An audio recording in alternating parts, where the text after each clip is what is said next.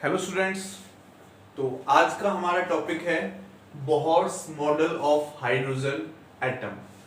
तो बोहर ने hydrogen atom के लिए अपना क्या मॉडल दिया था, एटम एंड न्यूक्लियाई का थर्ड पार्ट हम आपको स्टार्ट कर रहे हैं। तो रदरफोर्ड के लिमिटेशंस की बात मैं कर चुका हूं फर्स्ट वीडियो में, बिल्कुल लास्ट में हमने रदरफोर्ड के लिमिटेशंस की बात की है।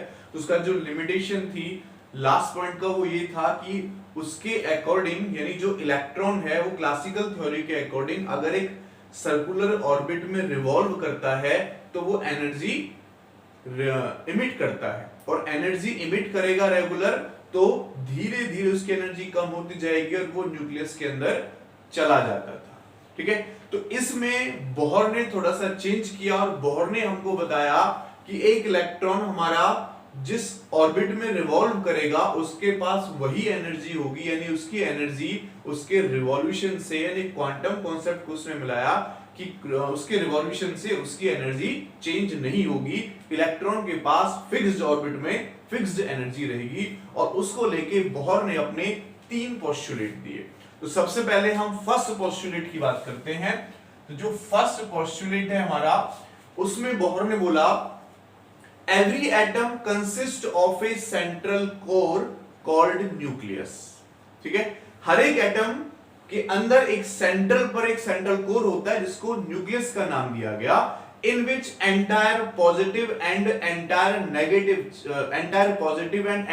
mass is concentrated and the electron revolve around the nucleus in discrete energy levels।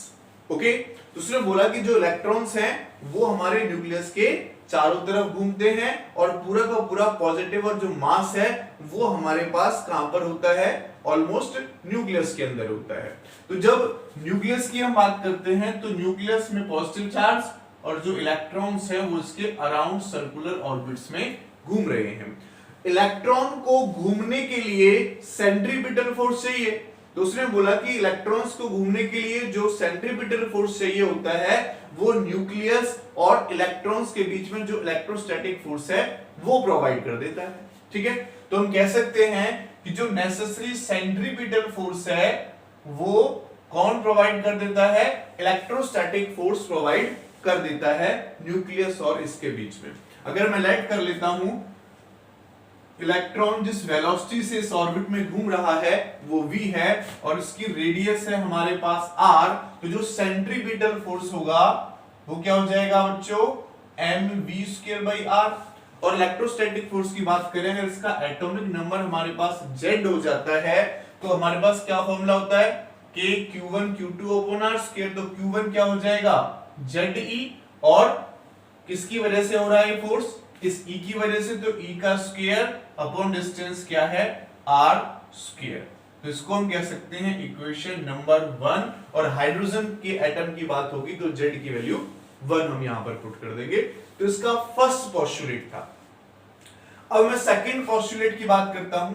तो सेकंड पोस्टुलेट में उसने बोला every electron revolve around the nucleus in discrete energy levels called stationary orbits.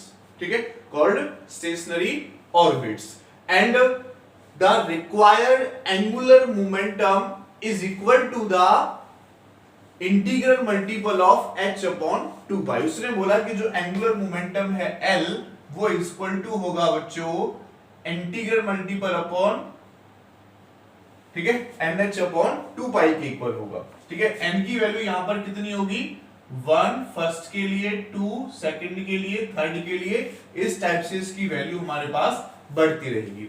Angular momentum का formula आपको पता है, linear momentum into r के equal होता है, और इसको अगर हम ओपन करते हैं तो आपको पता है बच्चों लीनियर मोमेंटम का फॉर्मूला हो जाता है mvr, ठीक है, मास इनटू वेलोसिटी का mv और r एंड nh/2π। तो ये बोहर का सेकंड पोस्टुलेट हो गया, इसको इक्वेशन नंबर 2 में नेम दे सकता हूं। अब मैं बात कर लेता हूं थर्ड पोस्टुलेट की। बोहर ने अपने थर्ड पोस्टुलेट में बोला कि अगर एक इलेक्ट्रॉन हमारा एक ऑर्बिट से दूसरी ऑर्बिट में जाता है तो या तो वो एनर्जी एब्जॉर्ब करेगा या एनर्जी इमिट करेगा। अगर एक इलेक्ट्रॉन मेरा इस ऑर्बिट से इस ऑर्बिट में जाता है तो एनर्जी क्या करेगा, ये एब्जॉर्ब करेगा। अगर लोअर ऑर्बिट से हायर ऑर्बिट में जाएगा तो एनर्जी एब्जॉर्ब करेगा, और अगर हायर से लोअर में आएगा तो एनर्जी इमिट करेगा। तो उसने बोला कि जो एनर्जी इमिट करेगा, ठीक है, वो h न्यू के इक्वल होगा, और वो इक्वल टू होगा energy difference of two fixed orbit. इसकी एनर्जी अगर मेरे पास E1 है और इसकी एनर्जी E2 है, तो जो एनर्जी इमिट करेगा वो इन दोनों की एनर्जी के डिफरेंस के बराबर इमिट करेगा, यानी h nu equals to E2 minus E1 के इक्वल हो जाएगा। तो ये बोहर के 3 पोस्टुलेट्स थे, ठीक है।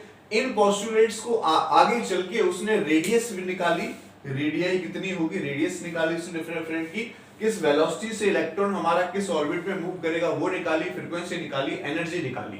तो आज मैं आपको कराऊंगा यहां पर कि रेडियस क्या होगी, वेलोसिटी क्या होगी एंड फ्रीक्वेंसी क्या होगी। एनर्जी के लिए हम एक स्पेशल अलग वीडियो बनाएंगे जिसमें उसके न्यूमेरिकल्स भी लेकर आएंगे, इसमें भी हम आपको न्यूमेरिकल्स कराएंगे।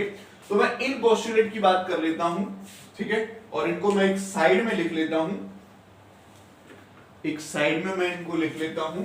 ये जो फॉर्मूले हैं इनको हम यूज करेंगे अभी। तो फर्स्ट पोस्टुलेट जो मेरे पास है mv² is equal to kZe²r² and mvr is equal to nh/2π। तो ये दो फॉर्मूलेस को मैं यूज करूंगा, इसको इक्वेशन नंबर 1 एंड इसको हमने इक्वेशन नंबर 2 दिया हुआ है, ठीक है। तो अब हम यहां से निकालेंगे बच्चों रेडियस ऑफ ऑर्बिट्स या रेडियाई ऑफ स्टेशनरी ऑर्बिट्स हम कह सकते हैं। तो हम निकाल रहे हैं बच्चों यहां से रेडियाई ऑफ स्टेशनरी ऑर्बिट्स,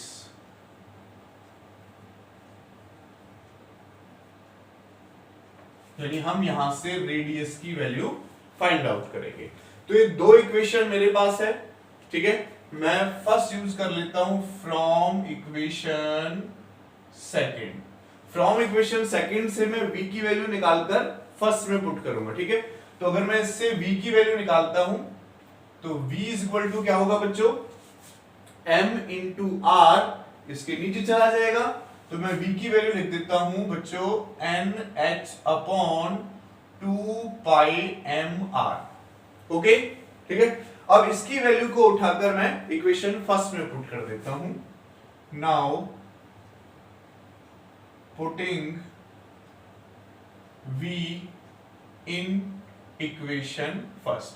तो इक्वेशन फर्स्ट में हम देख सकते हैं m/r, तो इस r से ये एक r में कैंसिल कर देता हूं और v की वैल्यू पुट कर देता हूं। v का क्या हो रहा है बच्चों, स्क्वायर हो रहा है, तो हो जाएगा n²h²/2π, ठीक है। 2π का भी स्क्वायर होगा तो इसको हम कर देंगे 4 हो जाएगा। ये π² m²r² is equal to kZe²/r, ये हो जाएगा। v की वैल्यू मैंने यहां से पुट की तो इसका पूरा हमने स्क्वायर कर दिया और यहां पर इसकी वैल्यू को पुट कर लिया। अब जो कटता उसको काट देते हैं, ठीक है। एक m से एक m जाएगा और यहाँ एक r से एक r जाएगा। मुझे r की वैल्यू चाहिए तो r की क्रॉस मल्टीप्लिकेशन यहां कर लेता हूं, इसकी वैल्यू यहां पर कर लेता हूं। तो देखो अगर मैं r निकालता हूं तो r को मैं इधर ले गया तो यहां क्या बच जाएगा बच्चों, n²h²/4π²m यहां से बचेगा और ये kZe² यहां से निकल कर आ जाएगा। तो ये मेरे पास आ जाएगी रेडियस का फॉर्मूला निकल के, रेडियाई का फॉर्मूला निकल के। अब डिफरेंट ऑर्बिट्स के लिए हम यहां पर कैलकुलेट करेंगे। इसमें अगर मैं स्टैंडर्ड वैल्यूज पुट कर देता हूं बच्चों, पुटिंग स्टैंडर्ड वैल्यूज जैसे h की हमको पता है, h क्या होता है, प्लैंक्स कांस्टेंट 6.63 10⁻⁻34 जूल सेकेंड, ठीक है।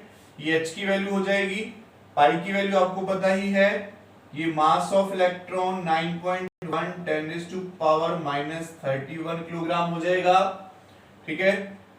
और इलेक्ट्रॉन पे चार्ज आपको पता है 1.6 10⁻⁻19 कूलम। अगर और k की वैल्यू आपको पता है, ठीक है, k की वैल्यू क्या होती है 9 × 10⁻9 न्यूटन मीटर स्क्वायर पर कूलम स्क्वायर। ये सारी वैल्यूज अगर मैं यहां पर पुट कर देता हूं, ठीक है, तो मैं यहां पर डायरेक्ट इसकी वैल्यू का फॉर्मूला लिख देता हूं। तो इसका जो फॉर्मूला निकल के आता है 5.29 × 10⁻11 इंटू ये n स्क्वायर और यहां से z, ठीक है, ये n स्क्वायर और यहां से z, ये मेरे पास r की वैल्यू आ जाती है, जनरल वैल्यू। अगर मैं बात करता हूं बच्चों फॉर हाइड्रोजन एटम, तो हाइड्रोजन एटम के लिए z की वैल्यू क्या होती है 1, और उसमें भी मैं फर्स्ट ऑर्बिट की बात कर लेता हूं, n की वैल्यू 1 पुट कर देता हूं। तो अगर n की वैल्यू मैं यहां पर 1 पुट करूंगा और z की वैल्यू भी 1 पुट करूंगा, तो जो ग्राउंड स्टेट की रेडियस है, ठीक है, ग्राउंड स्टेट की रेडियस वो ये निकल कर आ जाएगी। ग्राउंड स्टेट की रेडियस हमारे पास ये निकल कर यहां से आ जाएगी, ठीक है।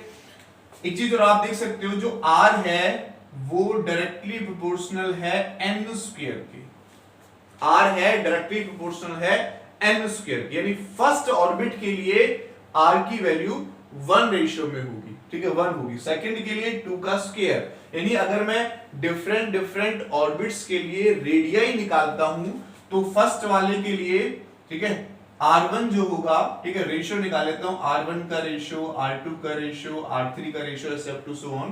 तो R1 का रेशियो 1 पुट करेंगे 1, ये हो जाएगा 2 का स्क्वायर, 2 पुट करेंगे, फिर n की जगह 3 पुट करेंगे तो 3 का स्क्वायर, यानी 1:4:9 के ऑर्डर में आएगा। यानी जो ऑर्बिट्स होती हैं वो इक्वली स्पेस नहीं होती है, इक्वली होती तो 1 के बाद 2, 2 के बाद 3 या 1 के बाद 3, 3 के बाद 6 इक्वली स्पेस्ड आता। लेकिन जो रेडियाई होती हैं डिफरेंट ऑर्बिट्स की, वो इक्वली स्पेस्ड नहीं होती हैं, ठीक है।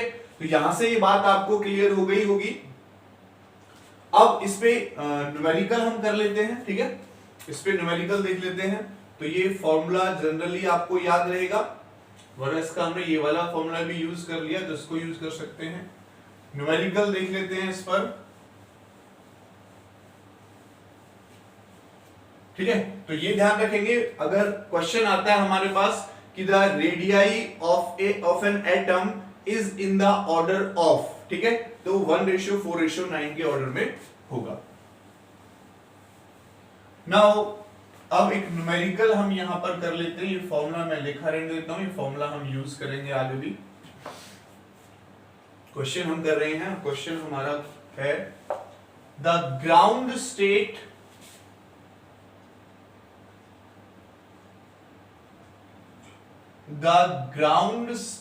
radius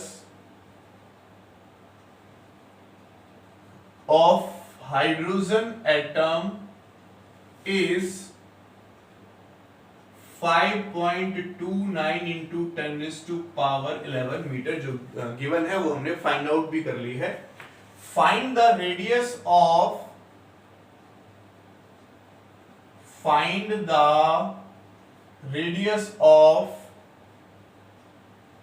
second excited state. Find the radius of second excited state, ठीक है। तो बहुत सिंपल सा क्वेश्चन है और इसका आंसर के लिए फॉर्मूला मैंने लिखा हुआ है। हाइड्रोजन एटम के लिए Z की वैल्यू क्या हो जाएगी बच्चों 1, और सेकंड एक्साइटेड स्टेट की बात कर रहा है, तो जो फर्स्ट n=1 होगा वो ground state, n=2 first excited state, n=3 second excited state. तो n की वैल्यू हम यहां पर बच्चों 3 लेकर चलेंगे, तो यहां पर उसकी वैल्यू पुट कर सकते हो, ये हमें दे ही रखा है। तो R = 5.29 into 10⁻⁻11, तो n का स्क्वायर अपॉन 1 हो जाएगा, यानी ये 9 into 5.29 10⁻⁻11 मीटर हो जाएगा। इसकी मल्टीप्लिकेशन आप कर ही सकते हैं। ठीक है, 9 टाइम्स हमारे पास यहां से हो जाएगा। अच्छा, नेक्स्ट क्वेश्चन की तरफ चलते हैं। ये जो क्वेश्चन है मेडिकल एंट्रेंस एग्जाम में पूछा गया था, मेडिकल एंट्रेंस एग्जाम में पूछा गया था। वो अलग बात है, काफी टाइम पहले AIPMT 2010 में पूछा गया था, लेकिन क्वेश्चन सही है इसके हिसाब से। कहता है the ground state radius of hydrogen atom is, अब जो वैल्यू है इसकी वो हमें दे रखी है बच्चों 5.3 पिकोमीटर, 5.3 पिकोमीटर। अब पूछ क्या रहा है हमसे, ठीक है, उसको डिस्कस कर लेते हैं। हमसे पूछ रहा है what is the radius of, what is the radius of beryllium for ground state. ठीक है, ऑप्शन हमें दे रखे हैं 5.3 पिकोमीटर ही होगा। सेकंड ऑप्शन हमें दे रखे हैं 26.5 पिकोमीटर होगा। थर्ड ऑप्शन हमें दे रखा है 10 पिकोमीटर होगा एंड फोर्थ ऑप्शन हमें दे रखा है 8 पिकोमीटर होगा। क्या होगा वो हमें यहां से कैलकुलेट करना है। एक सेकेंड, 5.3 पिको में चेंज होगा तो 53 है ये, तो 53 पिकोमीटर। ओके, तो यहां से इसकी वैल्यू क्या होगी वो आपको फाइंड आउट करनी है। अब सिंपल है बच्चों, इसकी जगह पर हमें 53 दे रखा है ना, तो अगर मैं इसका आंसर यहां से निकालता हूं तो R is equal to 53n² / z picometre, ये फॉर्मूला लगा देंगे। ठीक है, तो अगर मैं हाइड्रोजन की बात करता हूं तो हाइड्रोजन के लिए Z की वैल्यू 1 थी, लेकिन बेरिलियम की बात करते हैं तो बेरिलियम के लिए Z की वैल्यू कितनी होगी बच्चों, 2 होगी। ओके, एंड n की वैल्यू ग्राउंड स्टेट के लिए पूछा तो n की वैल्यू 1 हो जाएगी, तो सीधा सीधा R is equal to 53 picometre divide by 2 होगा, तो 26.5 पिकोमीटर आंसर आ जाएगा। तो मेडिकल एंट्रेंस AIPM 2010 में हमारा ये क्वेश्चन पूछा गया। ओके, चलो आगे, रेडियस हमने निकाल लिया। अब हम निकालते हैं वेलोसिटी की, जो first orbit, second orbit, third orbit में जो इलेक्ट्रॉन रिवॉल्व करते हैं उनकी वेलोसिटीज क्या होगी, तो वो अब हम यहां पर निकाल लेते हैं।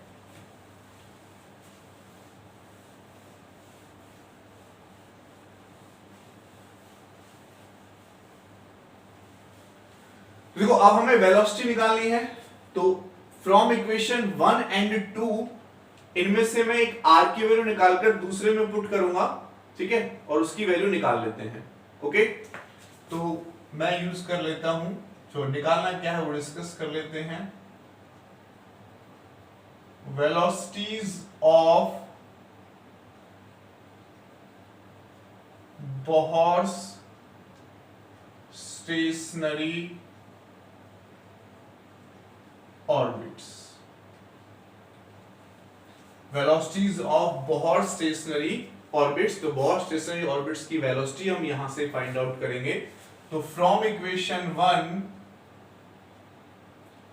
1 का अगर मैं यूज करूं, देखो R से R कटेगा और इस वाले R को मैं इधर ले जाऊं तो सीधा सीधा सा अगर मैं R की वैल्यू निकाल लेता हूं तो इधर हमारे पास बच्चों ये रहेगा kZe² अपॉन mv², यहां से m की मल्टीप्लाई इसके साथ हो जाएगी, यानी mv² इधर चला जाएगा, r इधर आ जाएगा, r इधर आ जाएगा, mv² इधर आ जाएगा। ऐसे फ्रॉम इक्वेशन सेकंड से भी अगर मैं r की वैल्यू निकालता हूं तो r की वैल्यू क्या होगी, देखो nh अपॉन 2 पाई mv। ठीक है, दोनों को इक्वल पुट कर सकते हैं। अगर इसको मैं इसके इक्वल पुट करता हूं तो यहां से nh अपॉन 2 पाई mv kZe² अपॉन mv² के इक्वल आ जाएगा। तो एक m से m चला जाएगा और एक v से v, तो ये v क्रॉस मल्टीप्लिकेशन से इधर आ जाएगी और ये क्रॉस मल्टीप्लिकेशन से 2 पाई kZe² और एन एच क्रॉस मल्टीप्लिकेशन से इसके नीचे आ जाएगा। तो ये हमारे पास बच्चों वेलोसिटी की इक्वेशन यहां से निकलकर आ जाएगी। Okay, general velocity. अब मैं हाइड्रोजन के लिए फर्स्ट ऑर्बिट के लिए थर्ड ऑर्बिट के लिए यहां से निकाल सकता हूं by putting standard values, by putting standard values.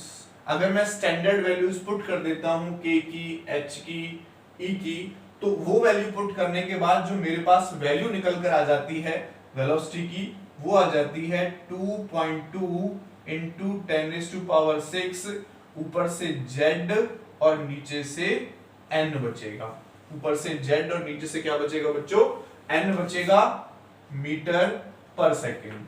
और अगर मैं हाइड्रोजन एटम की बात करता हूं, फॉर, ये जनरल फॉर्मूला हो गया मेरे पास से, इसको हम लिख सकते हैं यहां पर। हाइड्रोजन के लिए z की वैल्यू 1 और फर्स्ट यानी ग्राउंड स्टेट की बात करें तो ग्राउंड स्टेट के लिए n की वैल्यू 1। तो वेलोसिटी जो है फर्स्ट ऑर्बिट में जो इलेक्ट्रॉन की वेलोसिटी है वो आ गया 10⁶ मीटर पर सेकेंड। अगर मैं सेकेंड ऑर्बिट में निकालता हूं तो n की वैल्यू यहां पर मैं 2 पुट करूंगा तो इसका क्या हो जाएगा? हाफ हो जाएगा। 3 पुट करूंगा तो और हमारे पास डिक्रीज हो जाएगा। यानी जो वेलोसिटीज हैं, जैसे जैसे हम देख सकते हैं कि जो वेलोसिटी है वो इनवर्सली प्रोपोर्शनल है n की। यानी वेलोसिटी का और n का अगर ग्राफ भी बनाया जाता है तो वो इस टाइप से इनवर्सली प्रोपोर्शनल आता है। जैसे जैसे हम n को बढ़ाएंगे यानी नंबर ऑफ ऑर्बिट्स बढ़ेगी, इलेक्ट्रॉन की वैल्यू वेलोसिटी कम होती जाएगी। फर्स्ट में ज्यादा होगी, सेकंड में उससे कम होगी, थर्ड में उससे कम होगी। ठीक है, ऐसे ऐसे हमारे पास जो वेलोसिटी है वो क्या होती जाएगी बच्चों? डिक्रीज होती जाएगी। क्लियर? ओके, ठीक है। तो यहां से जो v है हमारे पास वो NH अपॉन यहां से ये निकल कर आ जाएगा। ओके, अच्छा एक चीज और हम यहां से देख सकते हैं, वैसे तो हम देख सकते हैं कि इनवर्सली प्रोपोर्शनल हमारे पास यहां से निकल कर आ रही है वेलोसिटी, लेकिन हाँ ठीक है, वेलोसिटी इनवर्सली प्रोपोर्शनल आ जाएगा। ठीक, अब हम यहां पर एक न्यूमेरिकल देख लेते हैं। तो वेलोसिटी का जनरल फॉर्मूला हमने ये निकाला, इसको हम लिखा रहने देंगे। ये वेलोसिटी का फॉर्मूला मैं इधर लिख लेता हूं। इस वेलोसिटी के फॉर्मूले को मैं फ्रीक्वेंसी निकालने के लिए यूज करूंगा। तो ये वेलोसिटी का फॉर्मूला जो हमने निकाला उसको मैंने इधर की तरफ लिख लिया है, जो जनरल फॉर्मूला है। और ये वाला फॉर्मूला मैं नेक्स्ट वाले न्यूमेरिकल में यूज करूंगा। ठीक है, तो न्यूमेरिकल क्या है? ये वाला फॉर्मूला मैं रहने देता हूं। ठीक है, जनरल फॉर्मूला है। न्यूमेरिकल क्या है एक बार देख लेते हैं। न्यूमेरिकल, ये न्यूमेरिकल AIPMT 2015 यानी जो नीट के नाम से जाना जाता है, 2015 में ये क्वेश्चन पूछा गया। कहता है consider third orbit of helium. Question है बच्चों हमारे पास, consider third orbit of helium. Helium की हमने थर्ड ऑर्बिट कंसीडर की है। Using non relativistic approach the speed of electron in the orbit will be, using non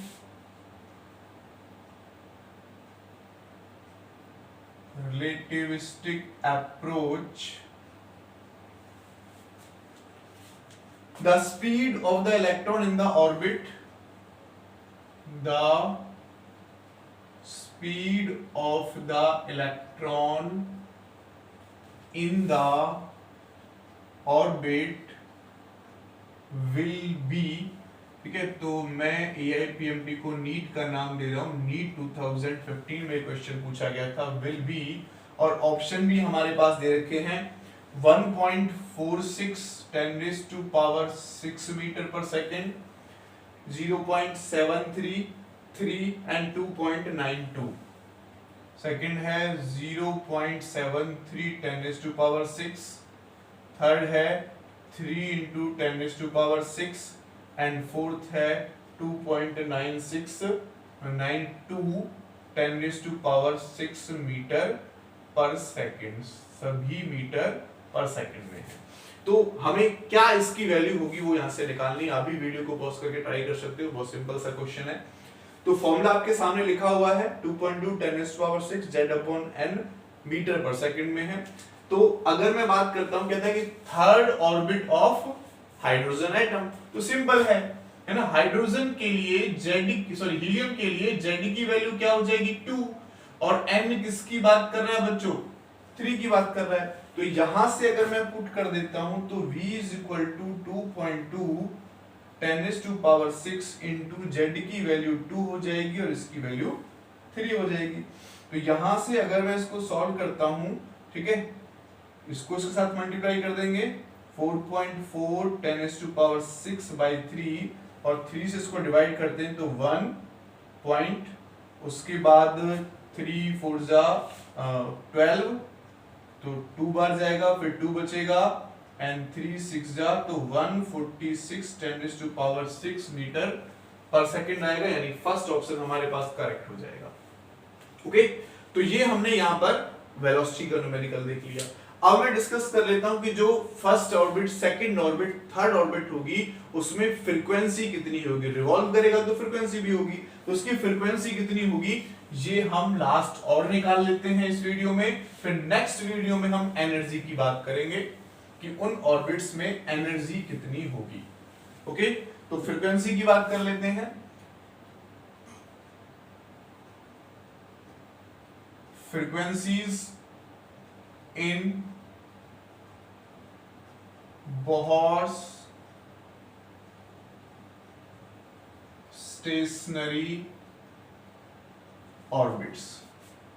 frequency in Bohr stationary orbit, तो as आपको पता है बच्चों V = R ओमेगा होता है और ओमेगा होता है 2 पाई न्यू हमें चाहिए। अगर मैं न्यू निकालता हूं तो V = ये इसके नीचे आ जाएगा V के, तो 2 पाई R इसके नीचे आ जाएगा।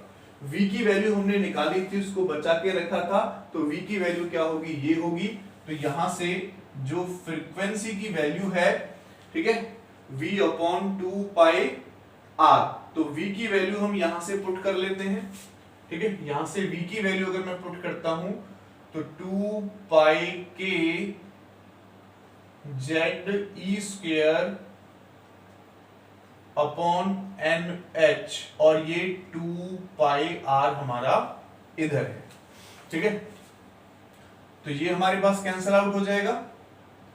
तो फ्रीक्वेंसी का फॉर्मूला आ गया KZE² अपॉन NHR। ठीक है, ये हमारे पास फ्रीक्वेंसी का फॉर्मूला निकलकर यहां से आ जाएगा। R की वैल्यू भी अगर मैं यहां से पुट करना चाहूं तो R की वैल्यू भी मैं यहां से पुट कर सकता हूं, लेकिन फिर से वो V की फॉर्म में आ जाएगा, तो V की फॉर्म में हमें आंसर नहीं चाहिए। ठीक है, या V शायद हमारा कैंसिल हो गया था, तो R का फॉर्मूला जो आया था n² h² 4 पाई² m KZE², तो R को भी यहां से हटा सकते हैं। ठीक है, R की वैल्यू यहां पर हम पुट कर सकते हैं और फिर फ्रीक्वेंसी की वैल्यू निकाल सकते हैं, या फिर R की जो हमने एक सिंपल वैल्यू निकाली थी फर्स्ट ऑर्बिट के लिए उसको हम यहां पर पुट कर सकते हैं। तो टोटल मिला के जो फ्रीक्वेंसी का यहां से फॉर्मूला बनेगा वो हमारे पास Z/n को मैं अलग लिख लेता हूं, और R की वैल्यू हाइड्रोजन एटम के लिए और फर्स्ट ऑर्बिट की मैं बात कर लेता हूं यहां से, तो पूरा पुट ही करना पड़ेगा हमें R की वैल्यू भी, तो R की वैल्यू पुट कर लेते हैं। चलो, तो क्या हो जाएगा KZE² upon NH into R की वैल्यू पुट करेंगे तो नीचे n² h² हो जाएगा और 4 पाई² m KZE² ऊपर चला जाएगा। तो यहां से जो फ्रीक्वेंसी की वैल्यू आएगी 4 पाई², ठीक है, m रहेगा k into k² Z² E4, और नीचे हो जाएगा ये n³ एंड h³। अब इन सब की आप स्टैंडर्ड वैल्यूज पुट कर सकते हैं और मैं देख सकता हूं कि जो फ्रीक्वेंसी है वो इनवर्सली प्रोपोर्शनल n क्यूब के आ रहा है। ठीक है, यानी इतने टाइम्स अगर मैं फ्रीक्वेंसीज का रेशियो निकालता हूं first orbit, second orbit, third orbit में, तो उनका जो रेशियो होगा वो क्या होगा, 1 रेशियो, ठीक है, यानी ν1 रेशियो, ν2 रेशियो, ν3 रेशियो अगर मैं निकालता हूं तो क्या हो जाएगा 1 रेशियो 1 बाई, क्योंकि इनकी वैल्यू 2 पुट करेंगे तो 8 रेशियो 27। तो इस टाइप से इनका रेशियो निकल के आएगा, फ्रीक्वेंसीज का रेशियो। क्लियर है बच्चों? तो यहां तक आप इसको सॉल्व कर सकते हैं, आगे हम डिस्कस करेंगे एनर्जी का। Thank you so much.